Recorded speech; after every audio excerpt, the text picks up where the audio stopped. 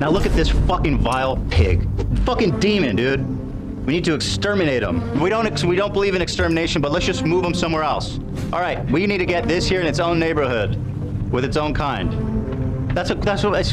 What is this from? Where did he even get this? Wait, how did he even get this? Where is this even from? Fantasy. The culture war is raging on all fronts. Foot soldiers, fresh off the assembly line, strike the hot iron of the battlefield in droves, inoculated with the pounding drums of war. It's going to war, you know what it is, guys. It's fucking straight up. The front lines, I'm going to the front today to fight for the Jewish people. Trapped in a never-ending battle against anyone brave enough to fight back. Whoa. The architect of the culture war sits safe and tucked away from the horrors of the front lines, with endless resources and endless rage for the world that he created. But maybe, just maybe, we can turn back the clock. Maybe this time, we can actually stop Judgment Day from happening once and for all. Face the force powering all the hate and shut it down for good.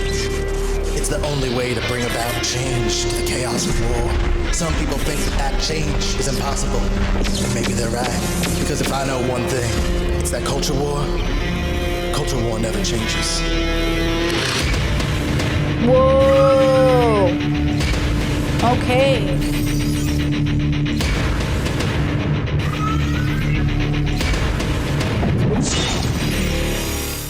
That was a crazy minute 45, bro. That was very impressive. Shout out to, who is this? Alex. Okay, Alex. Great editing, bro. Here we go. Feel like I'm at the movie theaters. Let me tell you guys a story. Ethan Klein can't stop harassing women on the internet. You know I don't like talking about women's looks. Women. Yeah, I said that one. You don't need to. You don't need to. It's beneath me.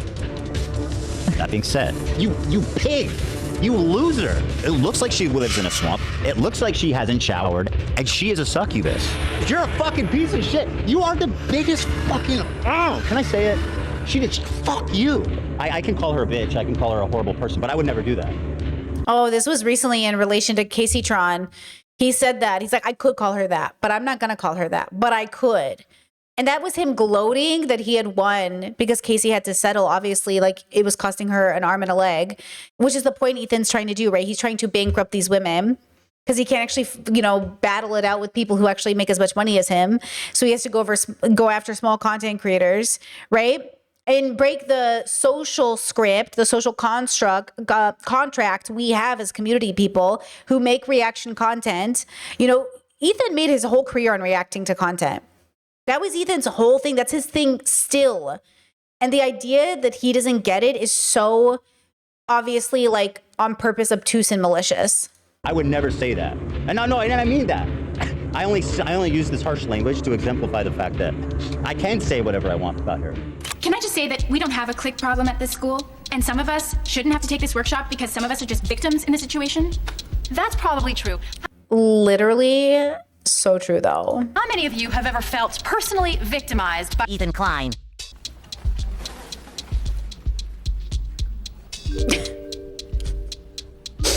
Oh man, this is so good.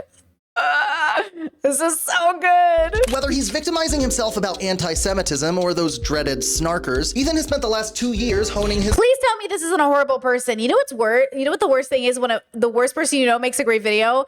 Please tell me this Alex guy is a good guy. Because if I find out he's a bad guy, I'm going to be so sad. Because it's so good editing. The editing is so good. Blade of victimhood and using it to strike down any woman who dares to criticize him. This insane harassment and defamation campaign that you've been sucked into. And while you are trying to be this fair arbiter of truth and research, you are repeating straight up fucking lies as part of an anti-Semitic hate campaign. And I'm not saying she is yet. And you're saying swastika hilt should not make me feel uncomfortable. No, you're insane. And 3 million people watch that, and nobody who supports him thought that was a little fucking nuts, a little fucked up to tell that. It's just like, these people don't give a fuck.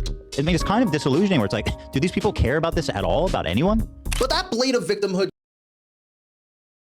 cuts both ways, as both his YouTube channels are bleeding subscribers. The H3 podcast begins— I will say, okay, I do agree that using that bleach sword was so fucking tone deaf and crazy to me that I felt like, why would you do that? But that is like one thing compared to Ethan's 90 billion things. So it's funny, Ethan's like, doesn't anybody around them, didn't anybody say anything? That's the same question we have about your crew. Does nobody ever tell you, hey, bro, maybe you've gone too far with like 90% of the shit you do? That's what's so interesting about people. Because I can agree to that. Like I understand like it's a bleach sword, it's from an anime, blah, blah, blah, reverse of swastika, da, da, da, da. But still, optics, like it's inappropriate. There's too much white nationalism is on the rise. Nazis are doing parades like they're fucking gay. You know what I mean? Like it's a pride parade over here. Like you can't just be out here wielding reverse swastikas. You know what I mean? Main channel has lost almost 400,000 subscribers since January of 2024. How much? I missed it. How much? Podcast, Ethan's main channel has lost almost 400,000 subscribers. Hey, that's pretty significant. That's nothing to scoff at. I didn't know it was that much. I mean, it's a huge channel, but that's not a joke. Since January of 2024, making them one of the fastest shrinking communities on the platform. Let's be real. Let's call a spade a spade. The views are down. We'll get them back. These are people that I wanted to shed anyway. Let's be real. I knew what I was doing when I got into this. You know what's crazy? Not to take away any of the responsibility from Ethan and the fact that his audience is leaving, but views and subscribers are down in general. I've noticed that Philip DeFranco hasn't hit 1 million views on a video in a while. And I'm just thinking about that. Like, what's happening? Like, and a big part of it is there's so much media that everyone's split. The views are now split. And that's a big part of it. But yeah, people have been having a hard time also finding their subscribers. Like, you guys, you have to subscribe to my channel because 30% of you who watch do not subscribe. And you have to go to your subscriber tab and use it because that's how you know what I mean? But if I don't watch somebody for like 2 days, I have to go look for their videos. I have to go hunt it down. Like, the feed does not show me as much as I wish they would. So some people say they have a hard time finding my videos. I think that's a part of it too. But also a bigger part of it is that people are leaving Ethan's audience, myself included. I remember the day I unsubscribed. I remember it like it was some time ago. It was a day and the sun was in the air. Maybe it was nighttime. Who knows, really? I don't remember it very well. But I remember I unsubscribed. And I was like, I can't believe it's happening. It is. Bye-bye, you truly skinny legend. Bye-bye. But the views are down. The members are down. The revenue's down. And Ethan's coughing. Listen to him. He's like Tiny Tim, man. Dude. He's like Tiny Tim over here. But Ethan Klein will not go down without a fight. When he's not going scorched earth on his former friends and colleagues, Ethan Klein spends his time fighting multiple court battles and rage texting anyone who disagrees with him. I was actually lucky enough to be on the receiving end of some incredibly paranoid Ethan Klein rage texts that I've taken the artistic liberty of bringing to life with a dramatic reenactment. No way. In this dramatic reenactment, the part of Ethan is this Klein guy? will be played by Michael Jackson. What? Hope mediation went well yesterday. Let me know if you think today will work better for you. Is that the fake Michael Jackson? No. Hold on. I'm not going to interrupt this. Hold on. And will be played by Michael Jackson. Who is this? Hope mediation went well yesterday. Let me know if you think today will work better for you or if tomorrow is better. I know you have a show today, so no worries if you need to postpone. I'm around all day today and tomorrow. Meditation ended up taking like 13 hours. No worries, we can talk tomorrow. The next day. How's today looking for you? Do you have a problem with Taylor Lorenz infrequently retweeting the account called Ethan's Attic, whose sole purpose is to lambast my declining mental health? Do you think it's okay to target someone's mental health as a partisan attack? I retweeted him for sharing my video. I'm a small creator. Retweets do not equal endorsements. Oh, okay. All my accounts are public. It's not a gotcha that I've interacted with these folks before. Here is a post that you retweeted. That jacket is fitting because Ethan Klein is now just a low-cow. Do you think I'm a low-cow? I think he has always been kind of this way. So I have been watching H3 since the beginning. I remember my first article about H3 is in like 2018, I think is when I first started writing about him in Newsweek. And I've always found his content fascinating, but it's evolved so much over time. He's starting to get more and more paranoid. Ethan Klein has become more siloed off, and I don't think he even leaves the house anymore except to go to the podcast. He's kind of scared of everything. That's why he's like siloed himself off in this $1 million mansion. And I think over time, that problem has only gotten worse. Ethan Klein is actually in a state of psychosis. Yeah. I think part of it feels maddening. It feels like gaslighting, like crazy making. Like it's so frustrating to look at all these super woke people and nobody fucking can see what's happening. Ethan's paranoia has clearly overtaken his online personality to the point that it's become the fuel for his entire content machine. She's doing the thing where she's saying this Jew is hallucinating anti-Semitism. He's tricked his audience into thinking there's anti-Semitism, and he's making them paranoid. And it's actually totally fucking insane. Like, this is just straight up Nazi racism. Like, holy fuck. From Ethan's perspective, everyone is out to get him. But that also means that everyone is also fair game to be targeted by him. Listen, if you're gonna talk shit about me, I have a policy. This goes for Show me somebody who's talked shit about Ethan or tried to hold him accountable. Not talk shit. Show me somebody who's been truly critical of Ethan in good faith, and Ethan has listened and changed because of it. Oh, wait. everybody. I don't give a fuck how small of a creator you are. If you talk shit, you're fair game. And if you can't deal with it, then don't make the fucking video. Welcome to online. Oh, yeah.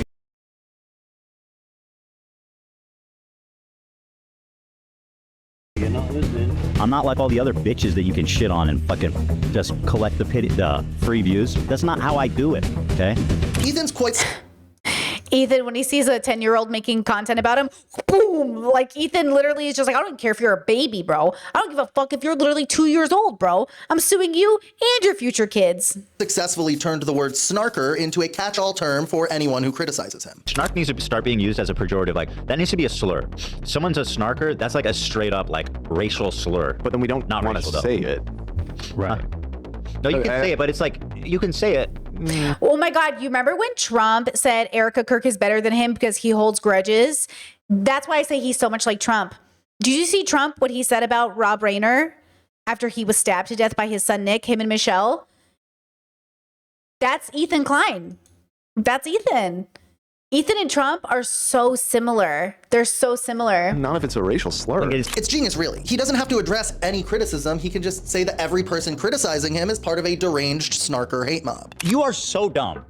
Yeah, this alleged harassment campaign. Thanks to Content Crash Out, the most deranged and also snark subreddit, for giving Wait.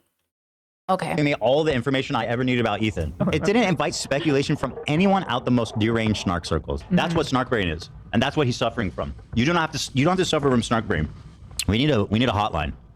1-800 snark brain. Ethan didn't invent hate mobs, but he is an expert on weaponizing his own. All right, let's go to war, guys. Speaking of which, and like I said, when you see what's going on, I have no choice. I have to do this. I want to get along with the fun in the games and just have silly, fun episodes. And listen, we did have some silly, fun, lighthearted episodes this week. I'm glad to offer a variety. However, when this is happening, when the war is coming, listen, I'm like Ukraine. When the war comes to me, I have no choice but to defend myself. Okay. I'm being invaded, okay? Okay. And I Wait, I gotta show you this. Yeah, I work with For the record, it came up on my feed. I'm just an innocent bystander. I'm just a girly who watches TikTok at night, Ethan, okay? But this did come up on my feed. Prize Picks. So yeah, you work with like the... This is Content Crash Out. This is the TikTok he's crashing out about. Yeah, I work with Prize Picks. So yeah, you work with like the sports betting guys? Yeah. I wish I could do that. Why can't you? I just have a policy of not working with gambling. Even if it's like legal in the US? Yeah. If you guys have not tried out the Prize Picks app, you guys gotta try it out. Oh my God. So they lead with a prize pick app. God, man, I wish I didn't care about anything. God, if I didn't care about gambling, I'd be as rich as XQC. Well, that's the problem is we try to find legit sponsors. If we just looked for gambling, Let's they go. wouldn't give a shit. Okay, we could do that. Yeah, we could. We should. I'm not going to. This episode is brought to you by Prize Picks, guys.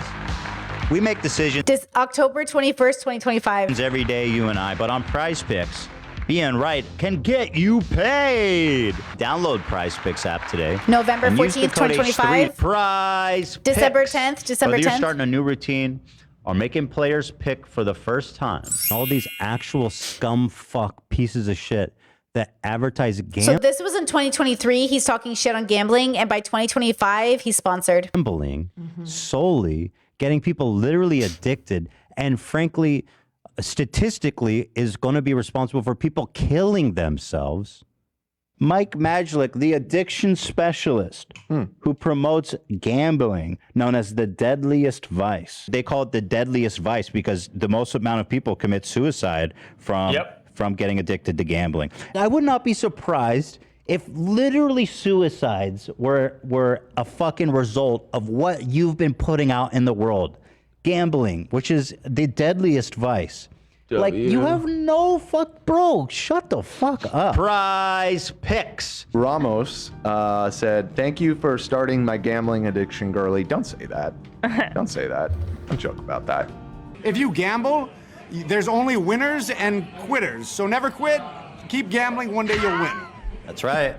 Exactly. Or and this is a bit macabre, forgive me, or you end up just killing yourself because just gambling is, they say, the deadliest vice. Your thoughts on that? You know, I'm born and raised out here in Vegas, and I gotta be honest with you, I've heard a lot of things. I've seen a lot of people go through a lot of situations with gambling, and you're 100% correct. Most of my friends are no longer here because of it. I just have a policy of not working with gambling. Yeah, I work with Is that not crazy, bro? This is why he hates this TikTok content crash out.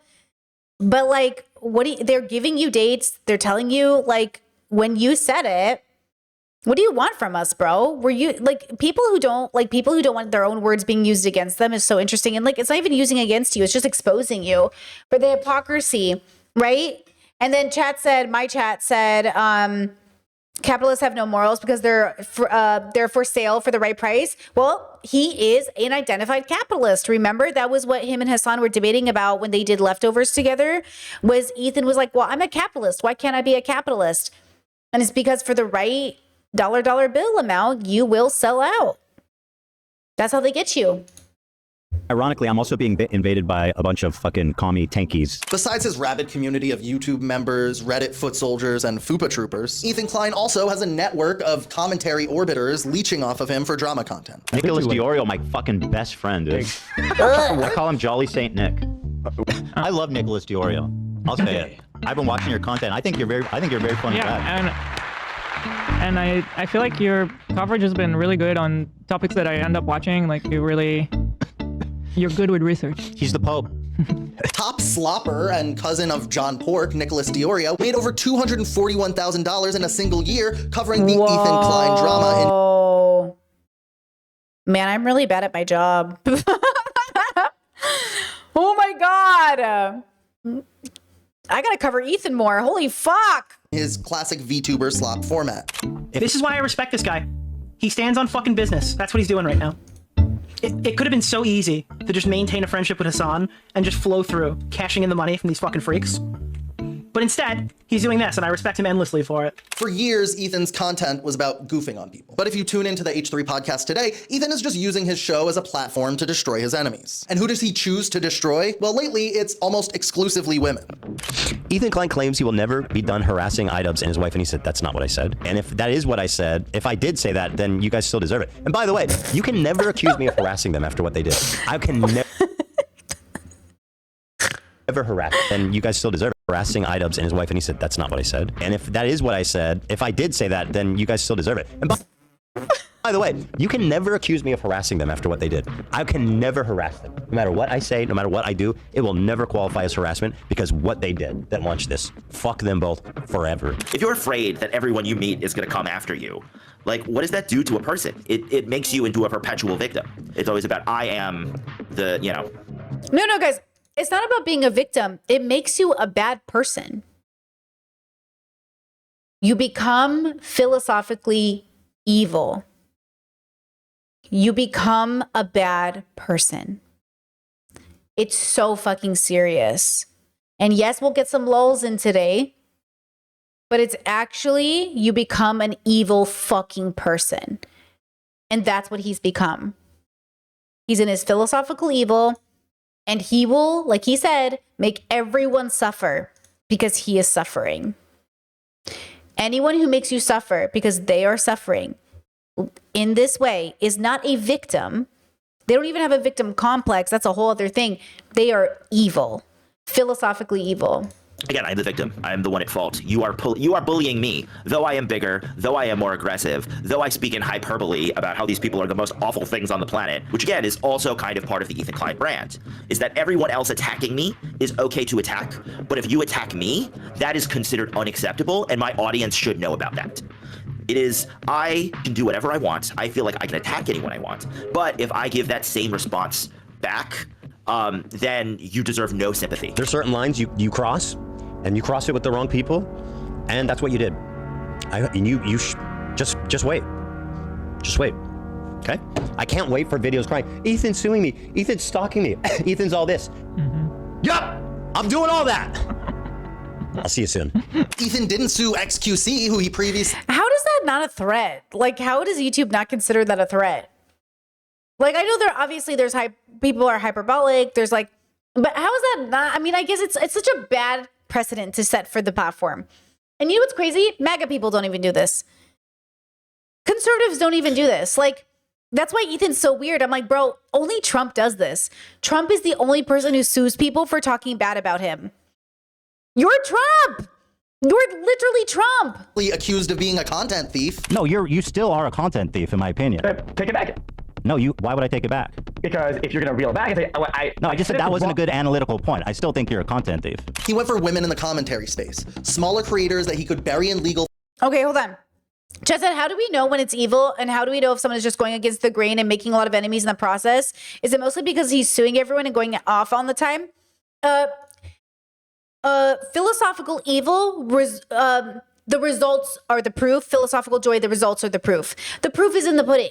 The world is a reflection of us as a whole. So you can gauge that the state of the world can't happen without all of our participation. So it's something to be said that, like, though there's a lot of good in the world, we're obviously in our philosophical, like, pendulum swing of evil and good, okay? Or evil and joy. So Ethan has built a feeling on the internet that people are afraid. He said that. Oh, Ethan, I'm afraid of Ethan. He's stalking me. Yeah. Like, he's admitting that the creation he is fueling, what he is working on, is fear. He's admitting he wants you to be fucking afraid. Like, how is that not evil? That you want to, I don't want people to be afraid of me, right? Like, I want to do the right thing. I want people to feel good about stuff. But if you fight, I'm watching the Diddy doc right now, and Diddy's ex-friend said that when Diddy learned to fight, because he was kind of a nerd as a kid, when he learned how to fight, he fought dirty. He'll bite your ear off. He'll slash your neck open. He's not going to fight you with fists. He fights dirty. Trump fights dirty. Diddy fights dirty. Ethan fights dirty. They fight dirty. They don't fight like gentlemen. They don't fight with honor. There's no honor. It's not an actually like a 1v1, a great, like, it's so the proof is in the pudding. Okay, Ethan leaves a wake of victims, bad friendships. It comes at the expense of marginalized communities. He made Casey Tron, one of the ladies he was suing, he made her say and apologize for insinuating that his team or him weren't doing the best for Palestinians. She had to say out loud, because she had a script, that basically, and I'm paraphrasing, that Ethan and AB and the crew have done more for Palestinians than she has. That is so philosophically evil, to use the genocide of a population to get one up on your YouTube foes. He is so philosophically evil. He's so evil, bro. It's amazing. Isn't that amazing? How someone can just be, and maybe some people say, oh, I always knew this was going to happen. But this is human beings, huh? And this is the type of person, like, this is a very specific type of person. Fees and bully into hostage style apologies. There's so many people, in my opinion, that owe me an apology that I'm honestly not. I'm not complaining about any of the ones I get. Ethan Klein's long-running struggle with his ingrained misogyny has gotten him into a few controversies. I will say Diddy and Trump might be more antisocial, because people are saying antisocial. I don't know anything about it enough to say it, but I would say that Jordan Peterson and Ethan, they feel like hurt boys who wanted to be friends with people. Ethan, I told you these progressives, they were going to eat their own. The left, it always eats its own, like a snake eating its own tail. I told you, Ethan. Remember when Jordan Peterson warned Ethan Klein that they would come for him? And Ethan did it. He's doing the Jordan Peterson pipeline. And I think they really feel slighted. I think they genuinely feel upset. Now, to be fair, so does Trump. Maybe Diddy and Bezos and all these billionaires are a little different. Trump actually feels like his feelings are hurt. I don't think Jeff Bezos, well, Diddy too. Diddy is emotionally irregular. I don't know, guys. All I know is a bunch of grown men who get their feelings hurt and the world has to pay for it. Actually, I think that's the lesson. Who cares about a diagnosis? You are a bunch of grown men, and when your feelings are hurt, the rest of us have to suffer. That's really what's happening. Jesus Christ. Over the years. But nowadays, his show has morphed into almost exclusively misogynistic rants about women who have criticized his rhetoric. Yeah, and I'm not here to criticize anyone's I'm not either, but like stuff. But like, if you're gonna get on camera like this, like, how dare you sit there and moralize and theorize and LARP like a fucking mental health professional of any kind? You don't know anything. I have to admit, I slipped up the other day. Kinda is. I called Taylor Lorenz the I love other it. day. No, but she is. But I do regret saying that. I don't like using You the have to, real- but like you. It's funny. He said you're not a mental health professional whatsoever, but then when Dr. Kirkonda just gave the most friendly advice ever to Ethan and told him to stop reading Reddit comments because it's not good for him, Ethan was like, "This is so unprofessional of you," and I question your license or whatever. And then his audience was like, "I'm going to report Dr. Kirkonda," and I was like, "You leave Dr. Kirkonda alone. Like, even if it is a professional, he doesn't care. Just wait. I'm telling you." If Jordan Peterson, I know he's sick right now, but if he comes out of it, $10 says there's a collaboration in the future. I see it. If he's willing to take gambling sponsorships and work with Nick Minario, whatever his name is, okay, Nicky D, he'll work with Jordan Peterson. He's a couple years off of him. I think so. Reserve it for the special cases. But yeah, sometimes it really. Especially since Peterson is pro-Israel. As far as other male content creators, I feel like I've come a long way in terms of like not using that word in a misogynistic way, right? I almost phase it out entirely. I can call What are you fucking talking about? her a bitch. I can call her a horrible person, but I would never do that. Denims is a dumb fucking bitch. She's a fucking bitch. His band, I couldn't help it the whole time. Feel like shut up, bitch. The way that I felt. Hey, Rock. You know what? Standing up for the Rock. He's right. Throwback right there. Wow. She really is. She really is a Nazi B word. Can you call her a Nazi B word for me? Nazi bitch. Yeah, thank you. Tamara, do you want to call her a Nazi B word? You're another Jewish woman. I can. Wait, I don't know if she's there. Any Jewish women want to call her a Nazi B word? I don't think she's there. Oh, she's not there? Yeah. Fair enough. I'll call my mom.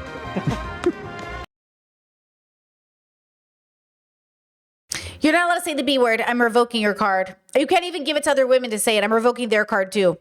I'm revoking everyone's card. Among all the women that he spends his time raging about, perhaps no one has been harassed by Ethan Klein more than Taylor Lorenz. Taylor Lorenz, brief update on my The misogyny he's thrown at Taylor Lorenz is disgusting. best friend, my favorite girl, Taylor Lorenz. Taylor Lorenz was accusing me of being a misogynist.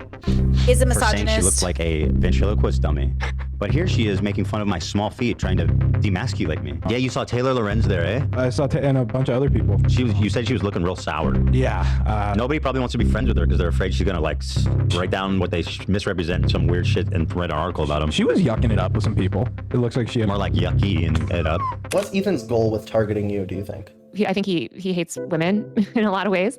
But I think it's the Hassan thing too. Like, I'm a progressive woman, like in Hassan's like broader internet circle. And I think he's a bigot who doesn't, he doesn't like progressive women. I've known Taylor personally for many years, and Taylor has always kind of been a target of right-wing harassment campaigns. Taylor responds to these people, and that is what they want out of an enemy. They want someone who will keep engaging and will keep creating content for them. Ethan keeps going and then Taylor responds, which he has every right to. I wonder if Ethan likes that. You know how Ethan complains like he's the rent maker? But I wonder if he actually thinks it's cool. Because it is sort of cool to be so popular that people pay their rent by talking about you. I mean, you could say he's kind of famous, like at least. Like Trump probably loves that. Tate probably loves it. Like, I wonder if Ethan secretly likes it. And then he has a fear of dying off because what if talking about Ethan Klein in the future no longer pays your rent? Kind of lame, honestly. Talk about falling off.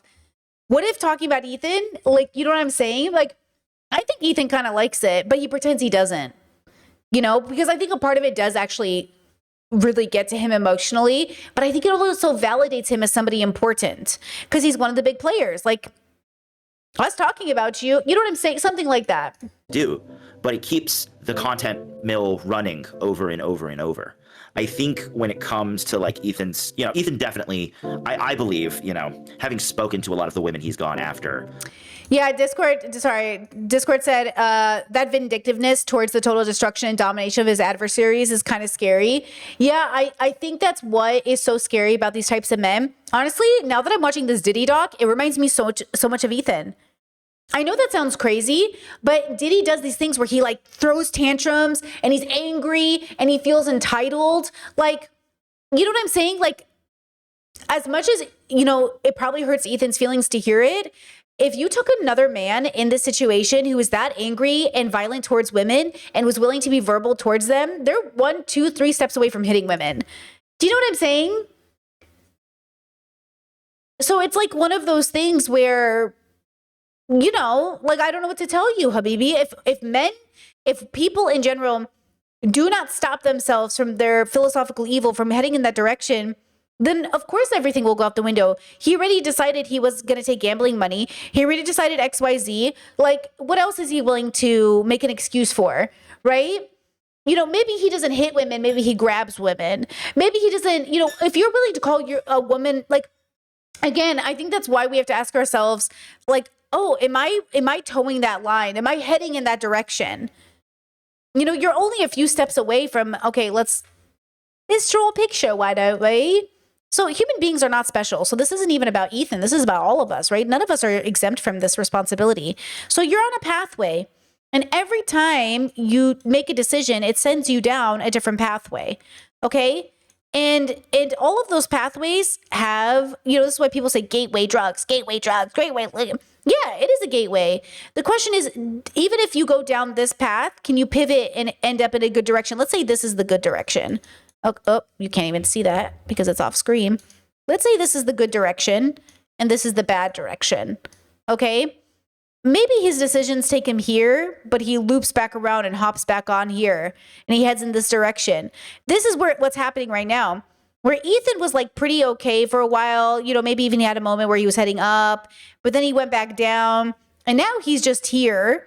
And the question is he going to keep going down or is he going to pivot again and head over here? I mean, it's still possible, right? There's always redemption. There's always a pathway to redemption. But for now, he's just in the bad place. Okay? Shout out to the good place. You know, do you want to be in the good place, bro? Or you want to be in the bad place, bro? And like, that's the thing is like right now, he's just in the bad place. And that's just what it is. You know, a lot of people are in the middle. He's just straight up in the bad place. You know, maybe not the bad of the bad. Like you could say Diddy and Trump and all those people are like the bad of the bad of the bad. But Ethan is nowhere near the good. Not anymore. You know? So, you know, that's the question. I think a lot of people are holding out for his redemption, but I think the rest of us have moved on. It is what it is. And now he's just another celebrity to talk about. He's just another famous person who kind of who lost himself, you know? He definitely goes after women a lot. Like it's undeniable at this point. Ethan Klein's obsession with Taylor Lorenz runs deep. Between the hundreds of Instagram stories and podcast callouts, it's clear that Ethan Klein is using his platform to try to destroy Taylor's professional reputation. Chet said redemption can't be used for everyone. I would argue that redemption is for everybody. It just doesn't look the way people think it looks. Redemption for Ethan could look like leaving the internet forever and never coming back because of the harm he's done. Redemption for somebody else could mean staying in a facility for the rest of your life. It could look like giving back. Like redemption means making right the wrongs you did, and everyone is able to do that. Hopefully, right? Not that everyone will, but I think everyone should be able to make right the wrongs they did. And that comes in all shapes and forms. It doesn't mean that he would get his original life back.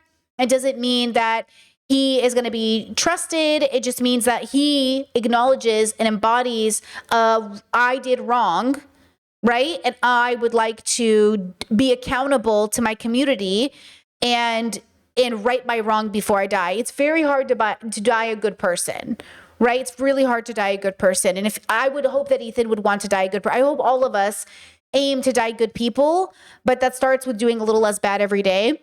And Ethan is just doing more and more bad every day in the name of being a good person. Taylor, you are a propagandist scumbag. This is not reporting. This is hackery. Oh, hackery. Taylor. Oh shit. Taylor, okay, I wasn't prepared for this. Thanks so much for chatting with me. I'll be totally honest with you. I don't respect your reporting. Yeah, I don't think you're honest. Believe actual journalism. Is that you? Thanks so much for chatting with me. Taylor, not if you're a hack. Not if you're a hack. Yep. Taylor, not if you will support Hassan until the very end, no matter what, with the small hope that that if you're the last woman on earth, maybe he'll sleep with you. Not if that's all true. Go ahead. Go ahead. Not if that's. Thanks so much for chatting with me. Okay. Yeah. I knew it. But she's so mad, and I just can't get over the fact that like Taylor Lorenz keeps lecturing our community, which is majority female, on how much I'm dangerous to women. I want to see those analytics. Guess what? I have bad news. I'm also majority female, which is quite a feat on an internet that's dominated by boys. Though I think that's changing officially. For you, Alex, women are deeply misogynistic. This is what I'm talking about. What do you think snark Reddits are? Snark subreddits are the picture of misogyny on the internet. I don't know where people got the idea that women don't uphold misogyny. He's a misogynist, first of all. Everything he says misogynistic stuff all the time.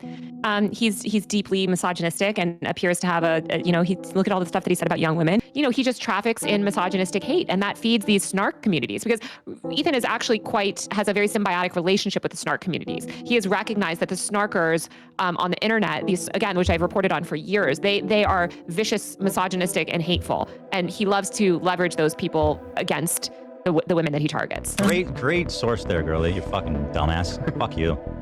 The HD Actually, fuck you. Like, fuck you. Fuck you. After releasing a video about Ethan Klein on her own YouTube channel, YouTuber... You know what? I don't know what it's, I'm not trying to, manifest this towards me. So but I've only really made one reaction video to somebody who made a bullshit video about me. I was definitely sassy, but I felt like I was so level-headed and normal and fun. I felt like my audience and I were just having so much fun. But I also had receipts to be like, hey, with peace and love, I don't know why you made this video. But Ethan just isn't even fun about it. He's scary. If Ethan was in a room with me, I'd be like, hey, bro, you're kind of scary. I feel like you're going to hurt somebody. You're too angry. You're too bitter. He's too angry at. He's not angry for, I get it. Maybe getting this feedback is a lot. You tend to get, but you're literally kind of scary. And that's kind of sad. That's not empowering. But I think he feels like he's empowered, but I don't think he is. And that's why people are like, hey, are you losing it, buddy? But I just want to say this right now. I don't think Ethan Klein is psychosis, but I think he's mentally health, struggling. And I'm very, very empathetic to that.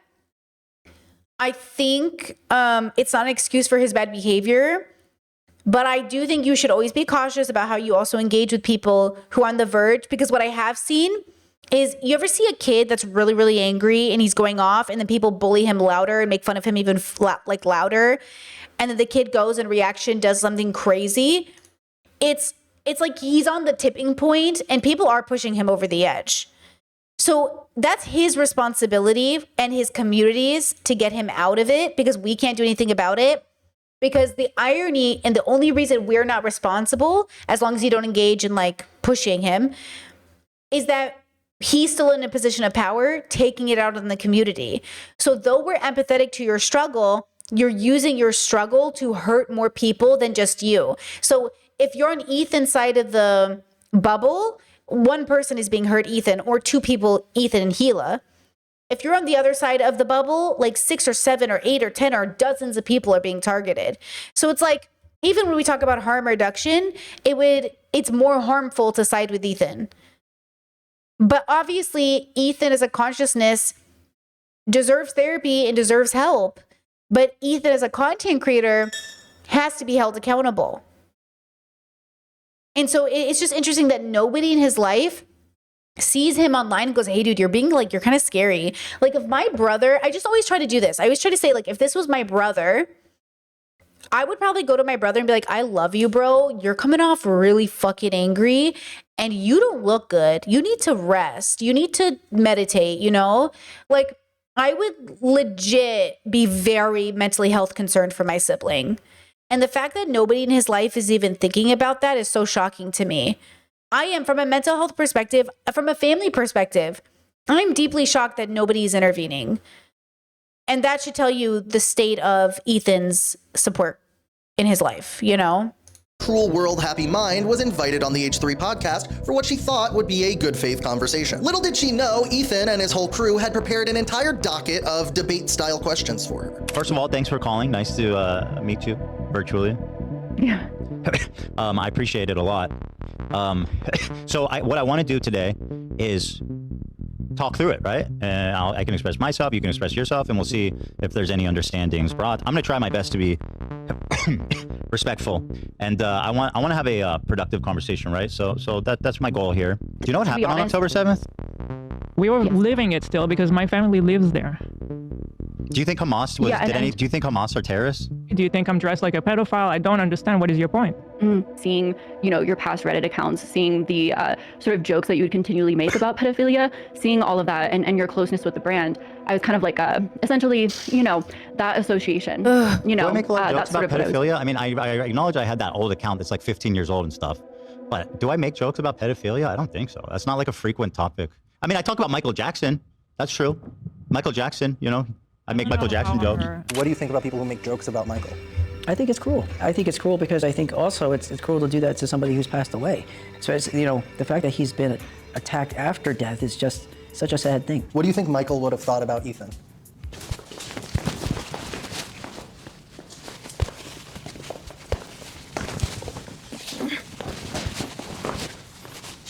I'm ready to get started whenever you are, so. No, I'm not done yet.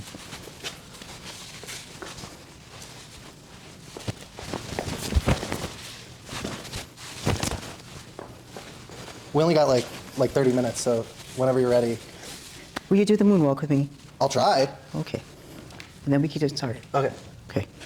So you're gonna go up on the right toe. And slide the left back. It's not bad, actually. Tell me, why did you share this post from Froggy Tonic encouraging people to insult me in real life? Sorry, I mean, who has? Not that you shared a post of him doing this. Do you think I deserve violence and some physical response? Again, dude, I've been covering this story and chatting with the individuals involved. How would you suggest I go about getting these people to speak frankly about the situation? I don't think you deserve violence or anguish for internet drama, but you realize I'm also Jewish and have faced anti-Semitism online before, right? I did not know you were Jewish. I'm sorry. Condolences.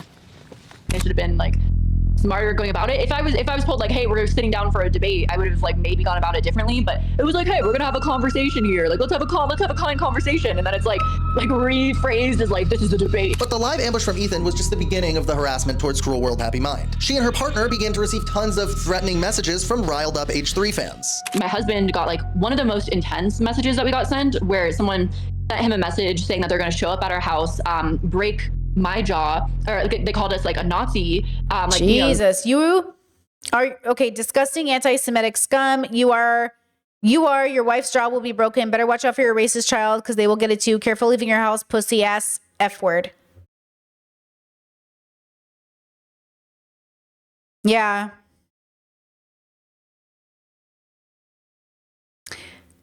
Fun fact. Also got these kinds of messages from Destiny's community, Ethan's community. Yeah, who knew misogynistic men on the internet would also send really shitty comments? Guys, most of them are a combination of trolls, real threats, and 15-year-olds. All bad. That's what I'm saying, all bad. And it is incredibly hard. Listen to me. The reason I can empathize with Ethan reading comments is because it was driving me insane. It was really hard to read hundreds of comments about myself that I knew were not true. And also I didn't understand. Most of the shit I see about Ethan is not true. Most of the people he's probably reading about are reading from accounts that are exaggerating or blaming his Tourette's or calling him psychosis, which he's not, or XYZ. But if he went to a completely good faith person and rejected them, which he has done, we've already given him 1,000 chances, good faith people who have tried to patiently and lovingly explain to him why he's wrong, he won't accept it. At that point, now he's just self-harming by reading the haters and then ignoring the good faith people. And that's the problem is there's just this, he doesn't have the maturity or wisdom to really understand what's happening. So he can't even do a grifting thing like Asmon's doing. You know how Asmon's going full Trump, full Nick Fuentes? He's just owning it. Ethan can't do that. He's actually emotionally involved. This is personal for Ethan. And when it's personal for you, that's where you don't understand what's happening. For most of the people on the internet, this is literally not personal. You're making it personal. That's why it's interesting. Why are you making it personal? He's making it personal in a way that is so interesting. Oh, and then it's getting weird now because the rest of us are just doing, I don't know, our jobs. But okay. So that's the thing is that's why I say I can't believe nobody in his life is like, hey, you're taking this kind of like, yes, take it seriously, but you're kind of taking it like personal seriously. Like, it might feel personal, but if it's just how the internet is, yes, it's going to impact your mental health, but you're taking it personal. Like, you know what I'm saying? Like, I know this sounds strange and it's not a good example, but like, no, that's not a good example. Hold on. That's triggering. Hold on. You know what? I'll leave it there, girl, because I don't know how to. Okay, no. I'll give you a good example. Remember when Ethan Klein was banned from YouTube temporarily because he said if the Nazis rise again and the trains come back, he hopes Ben Shapiro's on the first train out? Remember that? You remember when he said that? Ben Shapiro didn't take it personally. He was like, hey, that's really fucked up and I'm disappointed in you. It's a really fucked up thing to say. And then YouTube banned him. Ethan gets less anti-Semitism and reacts 10 times harder, 100 times harder. How could something so vile come out of his mouth and then he has the audacity to pretend he's a good person? So, that is so fucking vile, bro. And that's the point. Is like, when he does it to Ben Shapiro, he's like, I got banned for a couple days. When people just say like, hey, I don't like you, he's like, anti-Semitic. It's like, bro, I just don't like you. Anti-Semitic. You know what I mean? Our Nazi family, they were going to show up at our house, break my jaw, break my child's jaw.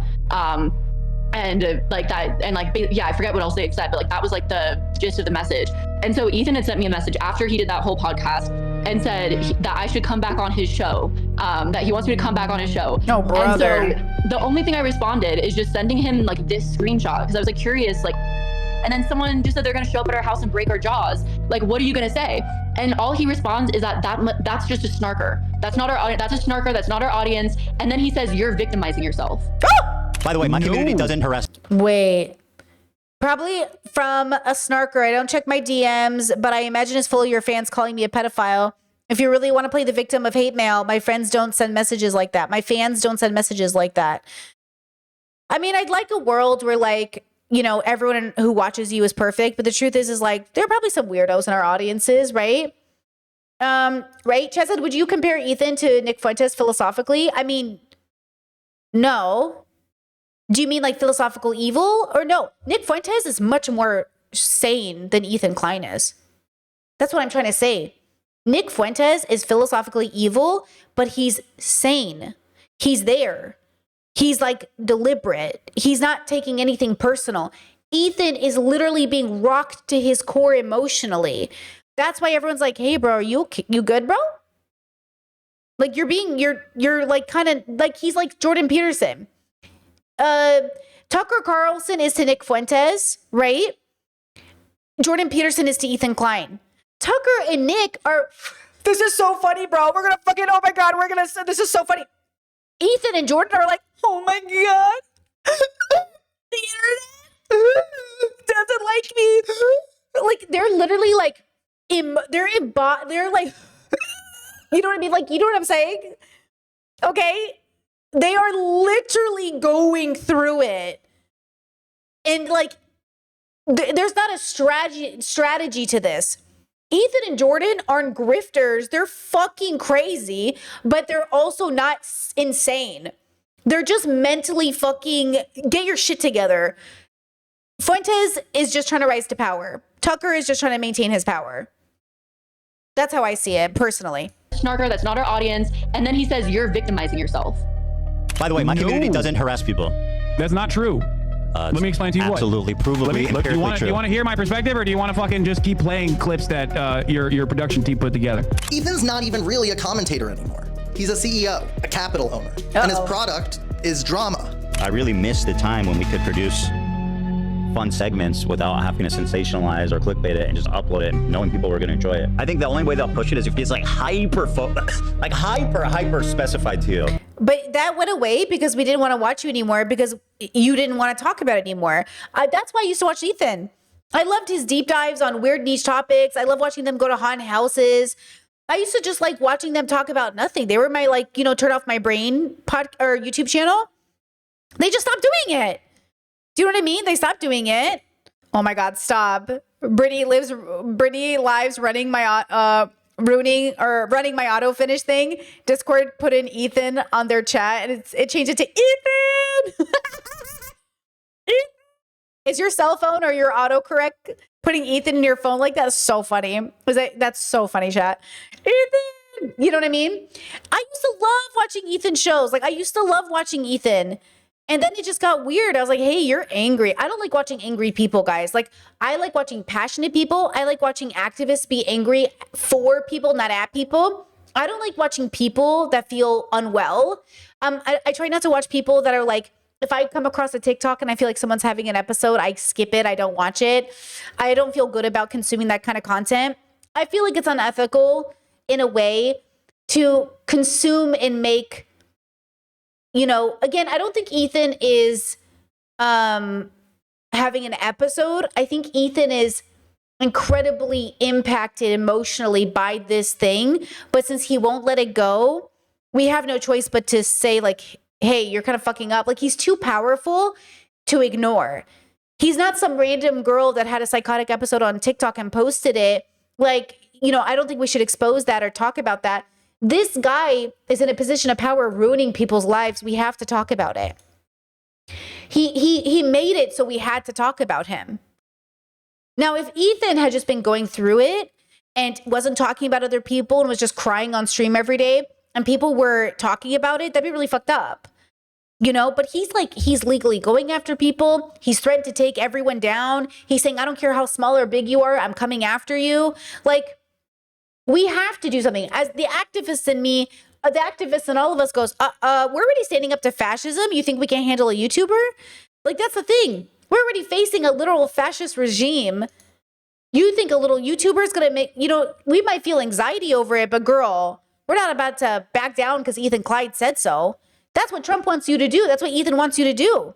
They want you to feel so terrified you don't stand up for yourself. And I get it. It's really hard to stand up for yourself. But like, this is very inappropriate. You know, this is very bad. Which is why super specific like drama stuff tends to do the best. Ethan has long said that he models the H3 podcast after the Howard Stern show. But Ethan's ignoring a big difference here. Howard Stern had bosses. Howard Stern had limits set by people that were above him. Ethan Klein answers to no one, and that's part of the problem. How the fuck are you supposed to grow a business and, you know, participate in this space? You know, I feel like serial rapists and murderers get treated the same way. Like I know people that worked on somebody like James Charles shoot, and they're treating me the same way. When you have no guardrails, no one to tell you, hey, maybe don't rage text that guy, or maybe suing that small creator is a... I mean, at some point, this is why I don't compare bads in this context. Like, James Charles texted minors. Okay, that's a separate kind of bad. And the bad that Ethan is committing, he's committing the worst of the bad. I don't think that he understands it. I don't think Ethan and Gila understand that they are committing the worst of the bad in their bubble. And that James Charles is committing bad in this context. You know, it's like the different kind of murderers. Were you what kind of a killer are you? There is a spectrum, right? Not all killers are the worst kind of killer. There is a worse kind of killer, right? So Ethan doesn't understand why he's getting considered, like, why he's being lumped in the same, but that's because content creators, we get lumped in the same bubble or the same construct because we're content creators. You know what I mean? Like, it's hard to know like who's the same in what context, but like he's being very bad. Bad look, you end up here, isolated in a mansion, surrounded by yes men, and convinced the whole world is out to get you while you bleed subscribers by the hundreds of thousands. I don't talk about this because because it's painful and I don't want people to know. But I'll say, I mean, it's from a professional perspective, our entire lives are ruined. Collaborations, partners, business partners, employees, creators, you know, friends. See how that's not a wake-up call for him? See how everything in his life is being destroyed and he at no point thought, hey, maybe it's me? There's no humility. There's no humility. Yes, some people have everything go wrong in their life, but the truth is like, it's very rare for you not to have participated in some way on everything, quote, going wrong. So at no point did he ever consider that, like, maybe it's me. Brittany Broski just completely stopped responding to me. Brittany Broski.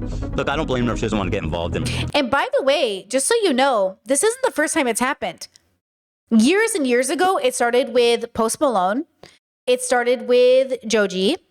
It started way before any of this. Eventually, people realize Ethan's bad for their brand. He's not exactly a good person, and they don't want to take him into the future with them. And he's like, what the fuck? And I'm like, I don't know what to tell you, bro. These people aren't your actual friends. They're under no obligation to continue collabing with you. You know what I mean? Like, we're all working. That's what I'm saying. Like, we're working, and you're like, we see where you're heading. There's no reason for us to give you a chance. He really thought, listen, he really thought he was the GO. He did. He thought he was the GO. He thought he was like Michael Jordan or something. He did. He thought he was one of the biggest dudes, that he could never fall from his empire, that he was always going to be lovable, that he just miscalculated his position in the world. And I think he doesn't get it. Like, you were never the GO. You were never that guy. You were never the guy whose legacy was going to surpass his bullshit. Not that any man's legacy should surpass his bullshit, but you know what I mean? I've seen what this harassment looks like, and I've seen what she received for basically doing nothing, right? So I don't blame her for wanting to not be involved in that, but it doesn't feel fucking good knowing that somebody that I was friends with in real life, that I had rapport with, that I hung out with, that I talked to about, you know, making a show together at one point, that we were in like regular contact, just like all of a sudden fucking quietly unfollows me and everything H3 related. Like, sure, I don't blame her. I'm not angry at her, but like at the same time, just, I mean, what the fuck did I do? Of course I don't blame her. These people are the worst, you know? But we'll get them, guys. We'll get them. What do you mean by that? What do you mean? You know me. I'll ruin my fucking life in the pursuit of getting these people. Ethan Klein. That would have been so much funnier if we didn't think it was real. See, it's real though. That's why it's scary. It's like, hey, do you mean that? You know when your boyfriend makes a joke and you're like, wait, are you serious?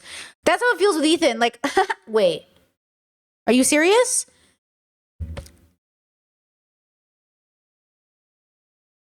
Is involved in a number of frivolous lawsuits right now that he claims are due to infringements on his copyright. I've really resented this narrative from Hassan and all these people in orbit who say their lawsuits are frivolous. When you spend a second to look into it, it's clearly not frivolous. And they keep rehashing the same dumb arguments like, oh, if it wasn't frivolous, why aren't you suing Asmongold? Dude, I said it in the video. I said it a million times over every time. It's because they not the same thing. They willfully and maliciously copyright infringe. Yeah. In actuality, Ethan's lawsuits are a tool to scare and silence his critics. A tactic that Ethan Klein learned the hard way after being scared and silenced himself by film industry mogul and former Harvey Weinstein lookalike Ryan Kavanaugh. Ryan Kavanaugh was probably one of the last, you know, real powerful men that he went after. Look what happened with that. Casey Tron had to do a similar form of public humiliation that he did with the Ryan Kavanaugh lawsuit. To Ryan Kavanaugh, I want to offer my sincere...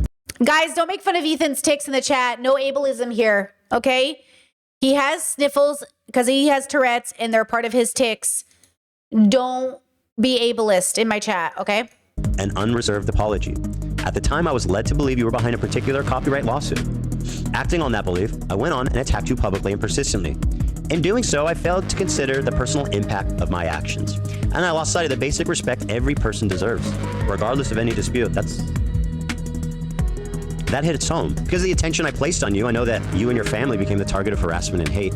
And truly, none of them deserved any of that. The hurt that, was caused by my actions is something I take full responsibility for, and I am truly sorry for that. With this apology and with full respect, I ask that anybody who may have been acting on my behalf directly or indirectly stop immediately.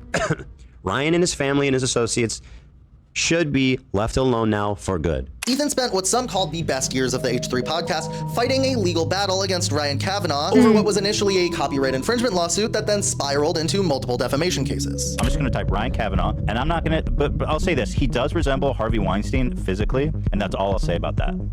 If you Google Ryan Kavanaugh, you'll probably find on the top. Does Ryan Kavanaugh look like HarveyWeinstein.com?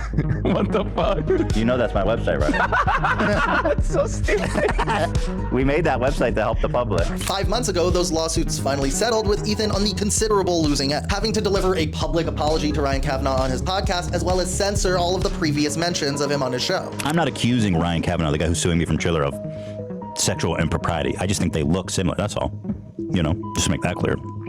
Having to remove the best years of your videos and apologize to someone who financially wrecked you for what's probably hundreds of thousands of dollars has to inflict some form of psychological trauma and damage on you. But for Ethan, well, you think it would be like a humbling time in a sense, right? Settling with Ryan Kavanaugh was just a necessary evil so he could no humility in this space. Pursue his righteous cause of suing women who reacted to his YouTube video. The whole point of these lawsuits for me women. has been activism from the start. That's the primary purpose of this. Yes, activism. Activate this dick. I don't know. There was something there. I lost it though, but I had it for a second. And so when I hear that she's kind of learned how to be more mindful with her the way she interacts with copyrighted or other people's property, then I think that's a big win for both of us. I think that's a huge dub. If you have a problem with what I'm saying, talk about that. Also, why are you literally lying and defaming the dude who's like suing everybody talking shit right now? Like, people are not learning. They will not learn. They don't. Who's gonna stand up for the wealthy? Great question, chat. Who's gonna stand up for the rich and the white and the male? Who? If not I. Jordan Ethan Klein. Who's gonna stand up for all of us, suffering under the weight of our money piles? Who's gonna stand up for us, surrounded by bitches? Who? I say. I turned him into an owl at the end. Who? Jordan Peterson as an owl flying into your room would be so funny. Somebody make it. Please, somebody make the animation. Leave me still or something. I'm suing 3 people. This is not the end of it. One of his lawsuits against Casey Tron just settled and ended with Casey Tron delivering a somber public apology. Gee, I wonder where they learned that trick. I want to begin by stating I take responsibility for infringing the content nuke. The lawsuit was not frivolous. When I said the lawsuit was frivolous and based on misogyny, it was to garner sympathy, protect my own reputation, and retaliate against the clients. You know what? Yo, this was crazy. Did you watch this like 2-minute Casey Tron apology? It's insane. I should just let it play for you guys, right? And we can go back and enjoy certain moments of it. Or I mean, not enjoy, because certainly that's not the right word to say, but to appreciate. You know, Casey Tron on multiple occasions has said that she felt that she couldn't afford to do it because she is taking care of, you know, multiple family members who cannot work. And Ethan That's Klein how they get you. That's how they do it. knowing that situation and instead forcing her to release some sort of hostage style apology just kind of makes the whole situation look incredibly, you know, gross. It's clear that Ethan's goal here is not to establish some kind of new precedent for copyright law. It's just to inflict the same trauma and public embarrassment that he received from Ryan Kavanaugh onto his own enemies, who are, again, mostly women creators who have smaller subscriber counts than him. Ethan has kind of used that, you know, these women did this, you know, copyright abuse in his mind as kind of like a way to shoo off any of the criticisms of misogyny. To the lawsuit stuff. Now, people are scrambling to draw defense up for the indefensible. There is basically 3 people making the most damning confessions on video. There's no way to honestly defend these people. But I predicted what would happen, and of course, it's exactly what. Chat says, Brittany, are you a One Piece fan? Luffy would not approve of Ethan Klein. You know what I'm saying? Luffy would hate you, bro. If Luffy would hate you, you might want to reconsider what you're doing. Because Luffy doesn't really hate anybody. Well, except certain people. You know what I mean? Luffy would hate Ethan, though. And that's kind of the point. What's happening?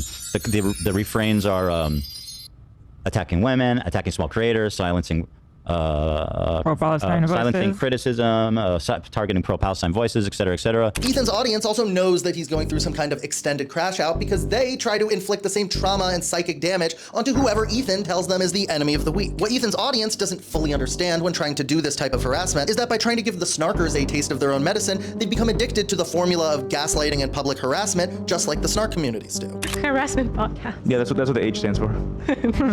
Again. Damn, Chatter says I've been here 14 years. Let me just tell you, girl, a lot has changed. If you have not been here in 14 years or here recently, let me tell you, feels like it changes every 6 months over here. Things change a lot. Welcome. There's another snarking talking boy. Sounds like such a Karen. People outside of the snarking community don't use certain lines of attack. Like calling our podcast a harassing, what do you call it? A harassing? Harassment podcast. A harassment podcast it's nobody outside Snark says that. It's just an insanely. You know what's crazy is like, remember when Ethan was always going after Fresh and Fit and battling people on the internet? It was just like kind of fun and silly and bad platforming at the most. But like, you know what I mean? Like it wasn't about suing. Can you imagine if he was suing Fresh and Fit? It'd be like, what are you guys doing? Instead of this just being a back and forth where people can get rich off each other, he's taking it personally. You see how he's taking it personally? He's being vindictive. That's why he's in his philosophical evil. You're not even just like, you know, battling out in the marketplace of ideas. You're literally attacking people. You're goading, you're laughing, you're excited, you're bragging that Casey Tron is suffering. You, who's worth allegedly 20 million, okay? You who lives in a mansion that was allegedly maybe $11 million. I forgot what Google told me, okay? You who Casey Tron said she can only settle for 17,000 because she literally doesn't have money, okay? Which you obviously know. You know she doesn't have money. You know what I'm saying? It's so philosophically evil, bro. Talk about punching fucking down.